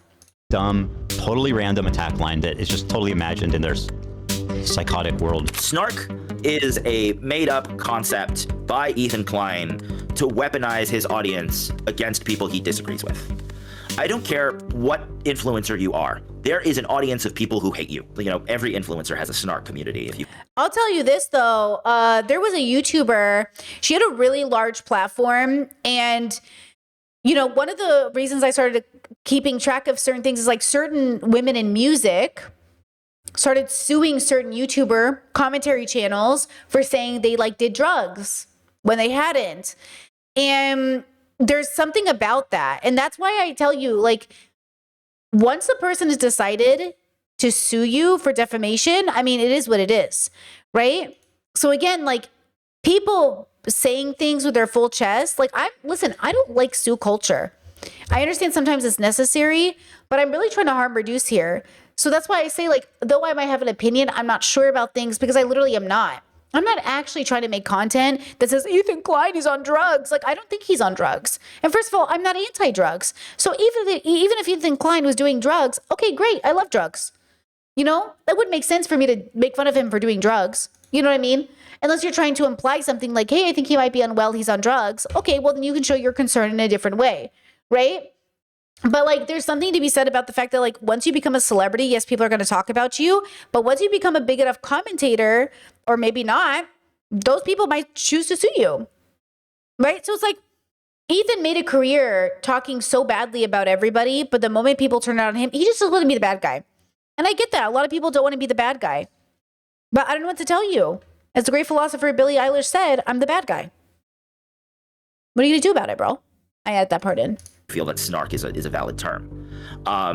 We exist in an online space that thrives on negativity. And I think Ethan Klein's packaging of snark has been incredibly lucrative for him. This type of information warfare is a dime a dozen on the internet these days. Almost every online figure has a snark community in their name. But for some reason, Ethan claims that his snark community is the most dangerous. I mean, how extreme do I need to get these people's attentions? I just. That's the thing is like Ethan does think he's special. He thinks he's experiencing a special level of hate or harassment that other people aren't experiencing, except Ethan is the only one who's really handling it the way he's handling it. And that's what stands out to me about Ethan. The rest of us, when we have harassment campaigns against us, or we feel like people are lying on our name, we make a correction for our audience and then we move on. Ethan keeps it going because like, look, if I see a video about me, 9 out of 10 of them, I'm not going to talk about. I know there's smaller channels talking about somebody a little bit bigger just to bring in some views. Fair is fair. You know, do I think the videos are bullshit? I don't know. I don't watch them. But if I did, which I used to in the beginning, I realized like, oh, you guys aren't even like serious. Okay. But on occasion, if it's a video that garners attention, sure, I'm going to respond because now my audience is saying, hey, Britt, I saw this video. Can you talk about it? Sure, I got you. I watch the video with my audience. I go, okay, here are my receipts. This video, I don't know why this person said this. Here's maybe how they came to this conclusion. Here's how they're obviously being misogynistic towards me. Let's have some fun with it. Okay, let's make cute little memes about it. and then we move on, right? We don't talk about them again. I don't look up their channel. I don't know what they're up to. If they make more content about me, I don't watch it because I already know the first video is wrong. So why am I going to watch the second video, right? Ethan doesn't do that. He doesn't follow protocol of healthy content creators online, which is all that Dr. Kirkanda was trying to say to him. Hey, you need to follow protocol. Even Joe fucking Rogan doesn't read comments. It's bad for his mental health. You think Joe Rogan's on the internet reading every fucking comment on Reddit posts, watching reply videos to him? No. He's minding his fucking business. You know? And that's the point. You have to learn how to be healthy online. And look, I've been seeing a lot of TikToks lately about like, hey bro, you might not be suited for the internet. Now, there's a level here. I don't think being suited for the internet means you have to deal with harassment and never do anything about it. I think what I mean by that is that you have to use discernment and wisdom for handling hate campaigns, harassment campaigns, separate them into different categories, and make sure you know what you're doing when you're going after people. Because I'm sure there's a small content creator out there one day who might actually be a threat to someone's life and you got to do something about it. But generally speaking, I think we can all agree that Denims and Frogan and Casey Tron were not a threat to Ethan's life. They simply watched a video he posted on YouTube, like most people did. And he can say whatever he wants about their intentions, but the point is that they were reacting to his content. And he needed any excuse possible to go after people he knew would struggle to defend themselves. And that is philosophically evil. They were not a threat to your life, and you know that. Don't understand, because at a certain point, I personally, as a parent and as a person, I can't just sit idly by and let these people continue doing what they're doing. For that reason, he's spending even more of his hard-earned YouTube and Teddy Fresh money trying to subpoena Reddit and Discord to dox the individuals behind the snark accounts. Y'all thought I was playing games? I'm coming. Y'all thought, oh, Ethan's not gonna get our info. Oh, look at Ethan, he's not this and that. Oh, Reddit's not gonna give it. Oh, they're not gonna give us up. You're done. You're cooked. I'm coming. All I need is your IP address. And so ultimately, they Jesus. will have a charge of copyright infringement filed against them. That's correct. That's the idea. Yep. Uh-oh. The charge is specifically inducement of copy. I don't know. There's some specific inducement. There's some specific terminology for it. But then also, because some of your cohorts leaked your Discord messages to us, we have some of your Discord IDs, and guess what? We're gonna if anyone's gonna have your real identity, it's gonna be right there. We're gonna have all your messages. Discord. And listen, don't try to erase them. If you erase them now, it's not gonna look good. And you should know that I'll still get them even if you erase them. I'm sympathetic to anybody that's going through such, that tells me rather that they're going through harassment, because I have dealt with so much of that. And so I was like, well, I'll try to help them. They were making a lot of claims about Reddit at the time too, and snark subreddits, and that's something I've reported on a lot. I reached out to Reddit and I was like, hey, can you look into this? Like, they're making all these claims that they're being doxxed, and the CPS people are calling their, from Reddit and everything. Reddit looked into it. They were like, not only did we not find that, but like his community is actually being problematic and abusive. When it comes to Ethan Klein's crash outs, they are being milked for content. It's all about how much can you engage with, and how much can you milk a lol cow? And Ethan Klein has proven. I do think Ethan's become a lol cow, which is always like a bummer to see in a real way. But yeah, he's like Boogie now. He's like Keemstar. He's like Destiny. They're just like lol cows. And it's sad because like at one point, I think people saw potential. People used to be so deeply inspired by Boogie because he came from a background that so many people come from, and like he felt like he rose to the top, right? Everyone always hated Keemstar, so I don't know about that. But Ethan was like so funny and relatable, and he was the first YouTuber to be sued over a video response and a reaction content, and we all rallied as a community to defend him, right? Destiny was this like, this debate bro who like people thought was really smart and good at debating like conservatives, and like he was, and then he's just like one thing after another. You just learn these people's lives are miserable. These people are just like philosophically evil. They're nothing like the brand they created says they are. And now people just watch them to basically make fun of them and make reaction content to them. And it's like, damn, bro. Yeah, Chester, imagine having such a cool job and making it so shitty. Bro, exactly. Like, as somebody who this is her dream job, as somebody who like is so grateful to do this full time for a living, like, thank you, the universe, like whatever goddess made this possible for me. Thank you so much. Because like, I just love this job so much, and I never want to take it for granted. And I just see these people with such bigger audiences, bigger ways to inspire people. more money than they ever will need, and they just use it for so much evil. And maybe that's the point. That's why I believe if money was the answer, all these people would be good people.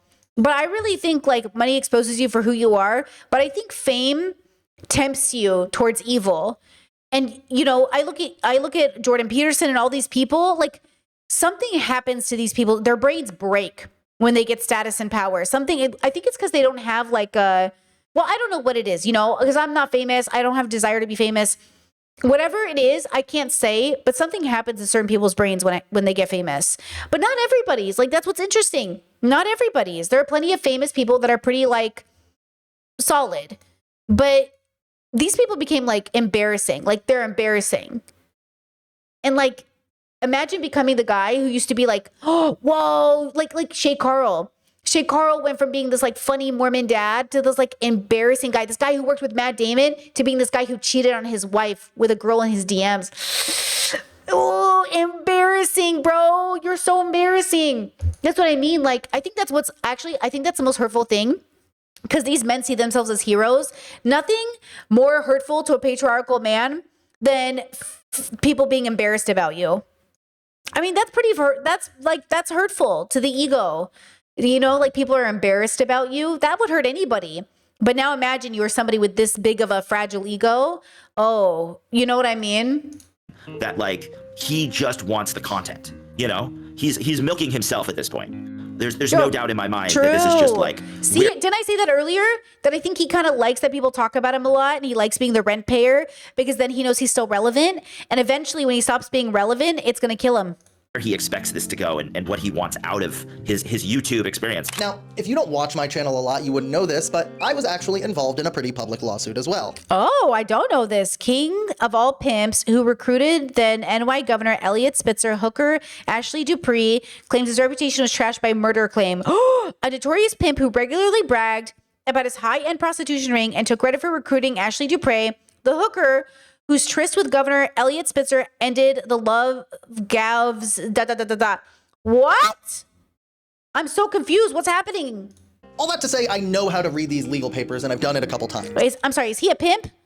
King of all pimps who recruited then New York Governor Elliot Spitzer's hooker, Ashley Dupree, claims his reputation was trashed by murder claim. We're going to have to look at that later. Involved in a pretty public lawsuit as well. All that to say, I know how to read these legal papers, and I've done it a couple times. And while Ethan's attorney may be very... I asked earlier, is this a good guy or a bad guy? I don't know anything about this guy. We're watching Alex. We're going to look up that. I don't know what that's about. ...talented and charge him a lot of money. These subpoenas read like the incredibly deranged ramblings of someone wealthy enough to try to litigate public opinion on the internet. And no, he exposed the pimp? And sued for defamation? He is good? Okay, we'll learn more about him. The courts won't take it seriously. I mean, this is America, a country that was founded on frivolous lawsuits from the rich. Tonight, you are saying to our viewers that you will go forward and file a defamation lawsuit against the BBC. See, he's Trump. Ethan is Trump. Well, I think I have an obligation to do it. Yes, I have to. You know, why not? Because they defrauded the public. Well, listen up, mods, haters, snarkers. It's going to start settling. These people still think this is a joke. All the snarkers and all the people, they keep coping hard about how, you know, Ethan's delusional, his lawyer's an idiot, this is all whatever. And it's going to start dawning on you. This should be the... So I think, if I'm not mistaken, and I could be, I think Denims, she says, if I'm not mistaken, I believe, because I was watching, I think, Do Not Worry. I think I was watching Anthony talk about it. Denim's lawsuit, I think, is next year, 2026, summer, I think. So we won't even have any news about Denims until then. And I don't know what's happening with Frogan. I actually don't know. But yeah. First peek at what's coming. And what's coming is the full fucking weight of... Oh, all the way in October, maybe? God, that's so far from now. Justice's big, fat, swinging titties. But Ethan's not just pulling a Donald Trump here. What did he say? Justice, and what's coming is the full fucking weight of Lady Justice's big, fat, swinging titties. But Right. Ethan's not just pulling a Donald Trump here. He's taking a page out of the book of a very important attorney. So I'm really anxiously looking forward to an opportunity to depose CNN. This will be the first time this has ever happened. And I think CNN is probably quaking in their boots.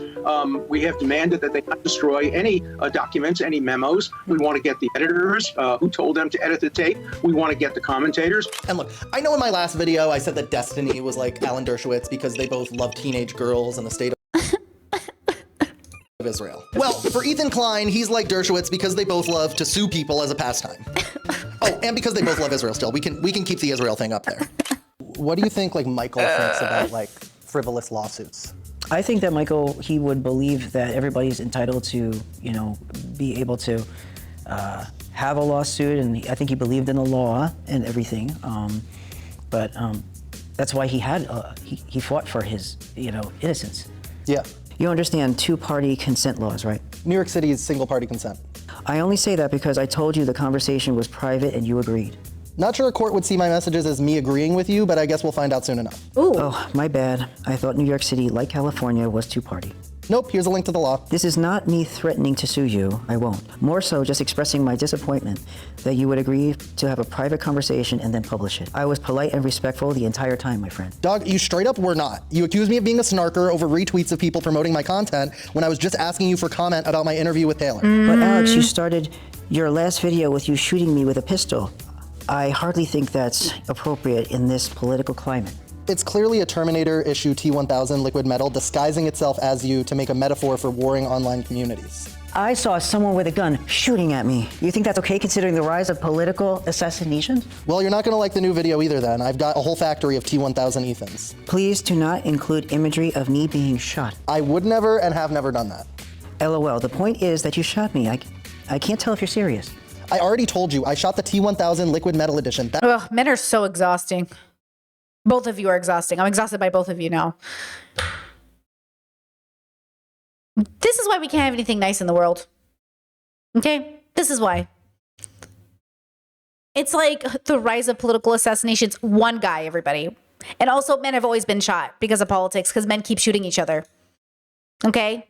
And no, we do not need women to rise up and be equal assassination people. Okay, girls, we're not assassinators. Assassins, sit down. I know girls do assassinations, but sit down. We don't need this one. Okay, that's not for us.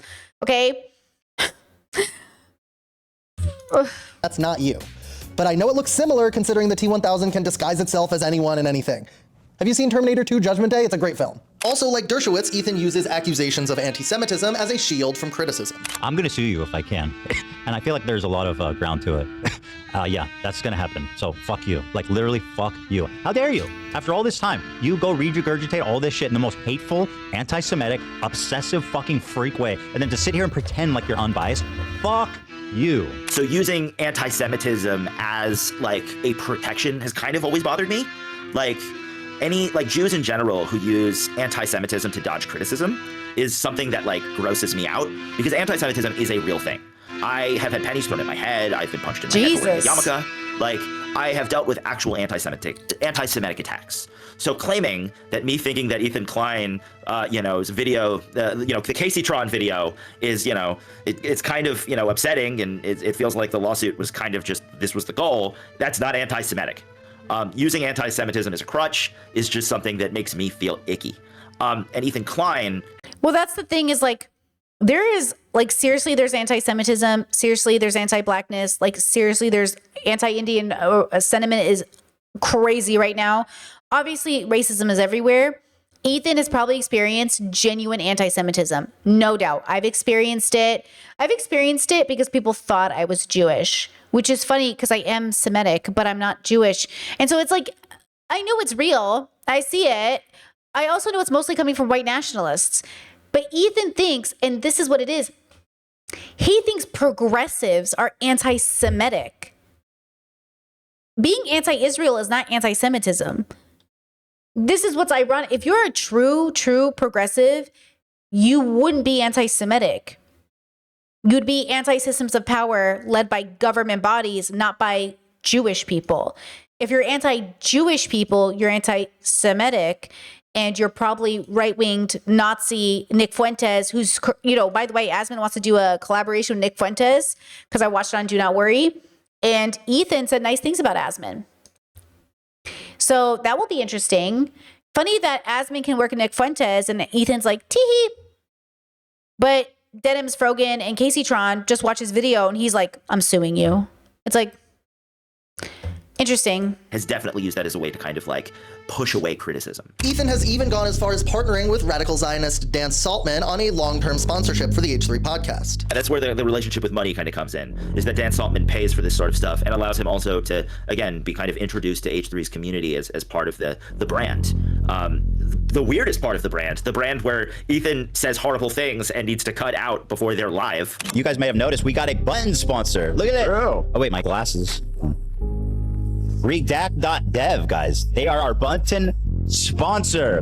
Basically, they've got a pre-roll. Whenever I hit the button, you'll see some Redact stuff now. It's a dream partnership. It just makes sense. People like to call me like an ultra Zionist, genocidal maniac. And in my mind, I think the Jews should have gotten half of Germany. I think that would have been the fair thing to have in that situation. So it's just, but these people for their entire life have been told that Jews are evil and that they want to destroy you. And if you kill one of them, you're gonna, I don't know all the religious terms, but it's crazy. And to combat that level of indoctrination, there has to be a massive influx of resources into that area. There needs to be a McDonald's on every corner, and everyone there needs to be driving a Ferrari. And I know it sounds stupid, but it's only at that point that these people are that the residents of Gaza and the West Bank are going to be like, maybe let's focus on something besides killing Jews, because life right now is pretty awesome. Funny enough, when I spoke with him, Dan Saltman also offered me a weird sponsorship with his terrible company. If you ever feel like pushing it, let me know. And we have an affiliate program that I can get you in. And essentially, if you for a lot of content, I think it makes sense. A lot of content creators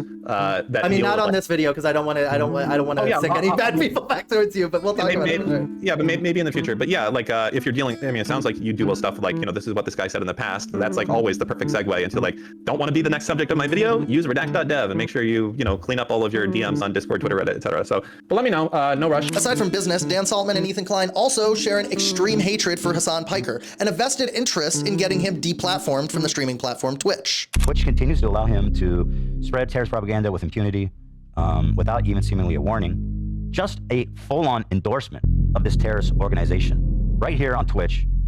Now, I don't know if you remember, but basically this is what caused the apocalypse on YouTube, is that ads were showing up next to ISIS videos. Ethan Klein's obsession with Hasan Piker was the first thing that started his decline in views and subscribers. His casual viewers lost interest and moved on to other things, while his core audience became more loyal. Well, because we were there, bro. We saw it happen. I think that's what's funny that people don't understand. So Ethan paid Hasan, I don't know how much it was, but I heard rumors on the internet. I don't think they're true. I could know that. But allegedly, maybe like $20K a month to do that podcast, according to some posts I saw online. So don't even quote me on that. But even if it was that much, which I wouldn't be that surprised, I feel like Hasan and Ethan probably made that easily a monthly. I feel like that makes sense. But I don't know, because everyone has a different AdSense premium. Everyone makes different money. I don't know, right? But let's say he was paying Hasan a stupid amount of money to be a co-host, because, they don't do it for free. They pay people. They put them in contracts. And that's what they did with Trisha. Remember how Trisha was making money? And then Trisha wanted 5% more, Okay. So it's like they forget that we were there and we saw it happen. That always the dynamic of the show was that Hasan knew more and Ethan was like the liberal becoming more progressive. And then Ethan goes, well, I just didn't know this about Hasan. That's fine. You didn't do your research. I get it. I've been there. But also, now that you know, what is your literal issue with Hasan? And please notice that Ethan's issue with Hasan leans more conservative, and mine and many women's issue with Hasan leans more progressive. That when women rally and go I have issues with Hasan's misogyny, that is not the same thing as Ethan having an issue with Hasan, as Ethan is also a misogynist. And that's the funny part. See how we can have criticism for the same person, but for totally different reasons? And that's what Ethan thinks. Ethan thinks he's some heroic, always on the right side of history, always more progressive, but he's literally declining into the right. He's literally becoming more right wing, which is why I guarantee he's probably going to have another therapy session with Jordan Peterson. When Jordan came on his show, took a big hit, that vape. I wouldn't be surprised if you talked to him in the future, Oh, it's just crazy. Chaz said I could at least watch Hasan without wanting to off myself. Well, I mean, definitely. That's the thing. At least you can listen to Hasan and not completely roll your eyes so hard that they pop out of your head, And radicalized. Our audience was extremely supportive and kind. Yeah. And again, so grateful, despite everything we've been through, to still have a significant core audience that supports us that know. Actually, great point. Chet says in 100 years, they'll become unknown again, much like the rest of us. And that's what I'm wondering if Ethan understands. Like, you're going to die one day, right? Like, we're all going to die. With your limited time on Earth, why are you suing these content creators? With your limited time, I mean, he is so rich, he could retire for the rest of his life and go spend all his time with his kids. This is the Candace Owens conundrum. This woman is so fucking rich. She can literally spend the rest of her life just with her kids being the #1 job in the world, a stay-at-home mom. And look, maybe the rest of us wouldn't do that either, right? Even if I made a shit ton of money, I'd probably still want to work. But maybe I wouldn't work as much, or maybe I wouldn't become obsessed, or maybe I'd spend a lot more time with my family and friends, for sure. But realistically, I understand the need to work. I just wish your work was more meaningful than this. Knows who we are, right? That's the only reason we've been able to continue pushing, right? I mean, there'd be no point otherwise. Even after making his entire content nuke and debating Hassan live months later, Ethan still can't let his grudge and obsession with Hassan Piker go. I promised everybody that I was going to take this to the next level when CPS showed up to my house. This is only the beginning. This is chapter 1.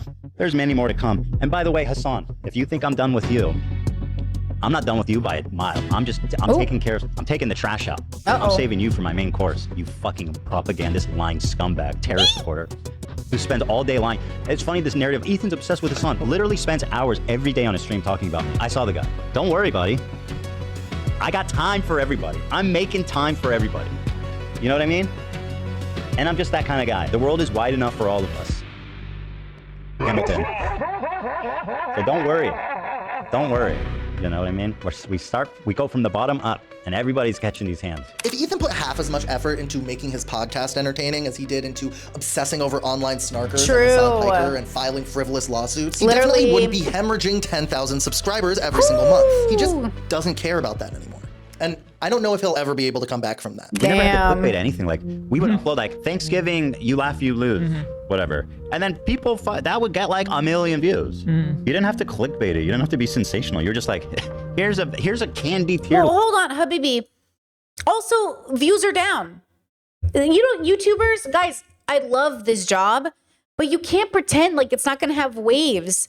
If CNN is working the hardest it ever has to keep up with Fox News, I don't know why you guys are pretending like we're not also going to go to like in waves. Like I said, like Ethan, you can't be the top of YouTube and be like, it's always going to be that way. It's not. You were lucky you even got that famous to begin with. Now treat it like a normal ass job and get back to work. Okay? I'm so glad these Twitch streamers had their moment of getting contracts and making millions of fucking dollars. Now get back to work and treat it like a regular ass job, like the rest of us do. Because like you were in it for a moment and you were lucky, and I'm so happy for you. Most of us have to show up to work our 12 hours a day, hustle like the rest of us. You would a regular job, make a normal ass paycheck, and go home. Okay? And God knows he's already making so much money. He has a whole team. He has a whole production. Like, how much more money do you need, bro? But yeah, new people will come in. You'll be the old guy eventually. What's he going to do when he's 60? Does he think he's going to be the height of YouTube when he's still 60? Or does he think he'll plateau to a normal kind of range, which he can still make a living off of, by the way? Like, did he think he was going to be the height of YouTube forever? Those used to get a fucking million views. This reminds me so much of when Fresh and Fit, dead serious, were like, we're going to be the next Joe Rogan. Sit down. These boys make their first million and literally think it's all uphill from here. Humble yourselves. Candy tier list, man. If we uploaded that now, content that I know people wanted to watch because they were watching it. Yeah. What would that get? Like less than 10,000 views? Probably. On True Detective Season 1, Matthew McConaughey said that time is a flat circle. Time is a flat circle. Everything we've ever done or will do, we're going to do over and over and over again. Well, the same metaphor can be applied to careers on YouTube. At the beginning of his career, Ethan blew up for his lawsuit establishing a matter of law for reaction videos on YouTube. But now everyone on YouTube is blowing up at him for trying to change that definition to suit his goals of silencing his critics. Yeah, Ethan Klein's lawsuit with Matt Haas is one of the most important lawsuits when it comes to YouTube. I have cited it, I don't even know, countless amount of times in my article. It's the only lawsuit that really took it that far, that really established what constitutes fair use on YouTube. And Ethan Klein kind of transforming into the person that was attacking him beforehand is, you know, something that I have noticed. You know, you start out as the guy who's defending fair use, creating the Fupa Fund, and, you know, trying to represent creators against bullies like that. And then you are using the legal system with your own, you know, monetary privilege.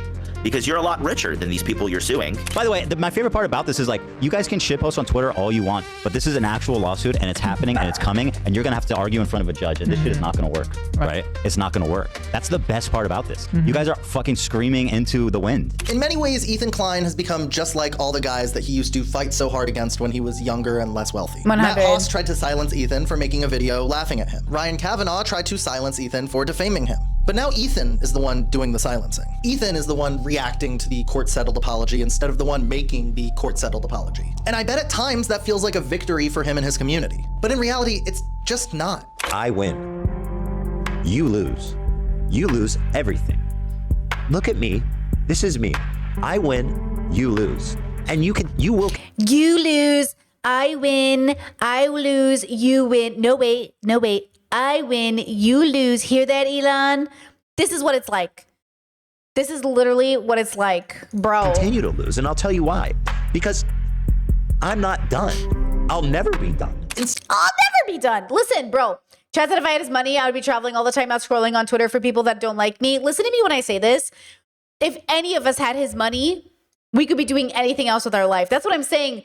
God, the world really makes the worst people famous and rich. Jesus, fuck, we always get it wrong. It's amazing. Every fucking time we get it wrong. It's so funny. And I'm just like, you could be feeding people, helping people. Fuck, you could just be masturbating in your kitchen. Anything would be better than this. Anything. Instead, it makes him look like a bigger and bigger villain to potential subscribers. I mean, who's gonna want to subscribe as a new watcher in the middle of all this drama when a regular H3 podcast episode looks like this? You called me a racist. You said that I'm hallucinating anti-Semitism. You came out of nowhere. You came. And you swung baby. at the king. And you know what they say when you swing at the king, Dan? I'm confused. Who's the king? I am. There's a saying in capitalist America that people vote with their dollar. Well, that saying doesn't really work or apply here anymore, but here on YouTube, people have always voted with the subscribe button. It's a way of saying that they either are or are not on board with what you're doing with your channel. If that number's going up, it's probably because you're working hard to improve your content and people are subscribing to see you continue on that journey. But if the whole vibe of the channel slowly shifts to be vitriolic galvanization against women and smaller creators, you're probably going to vote to unsubscribe. And you should, because there's a lot of great channels out there that make well thought out videos and interesting podcasts that you might want to subscribe to instead. Boom, boom, boom, boom, boom, boom, boom, boom, boom, boom.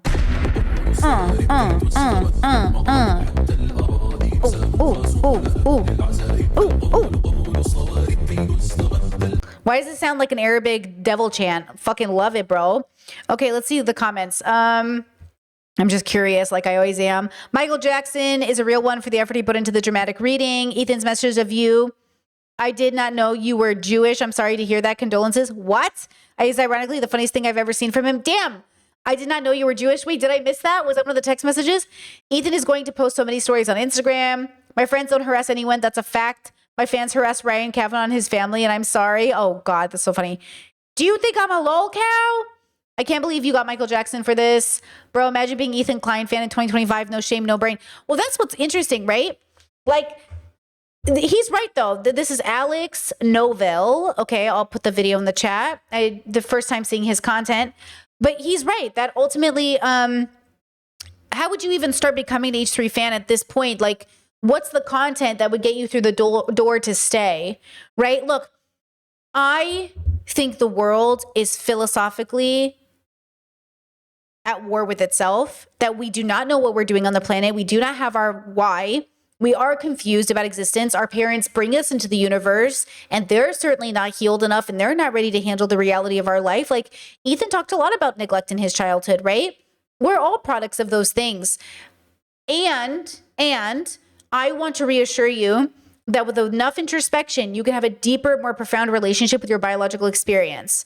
That yes, we have this like biological reality, but it is not limited to, well, this is not the only thing we can accomplish with it. We can do so much more. We don't ascend nature. We can't escape our nature, but we can have a deeper, better relationship with it.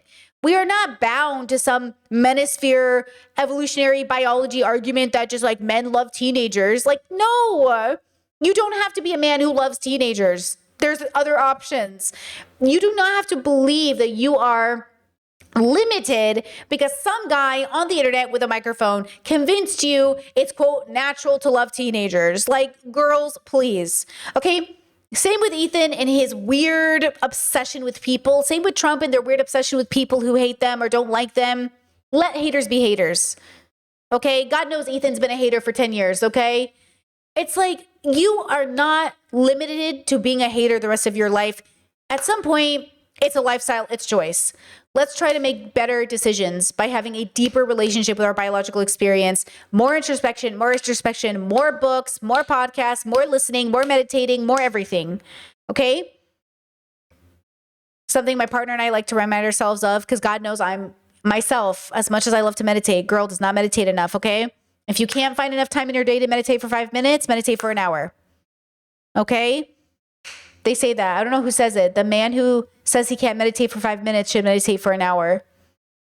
And remember that every day. Somehow, if I meditate, my day gets longer. I'm just saying, Ethan should meditate. It would help him. It would help him. And for all those people who are like, I just don't know how to meditate. I know, but that's like saying, I don't know how to draw or I don't know how to do the splits. I know, it takes practice. But you'll get it eventually if you practice. Okay? All right.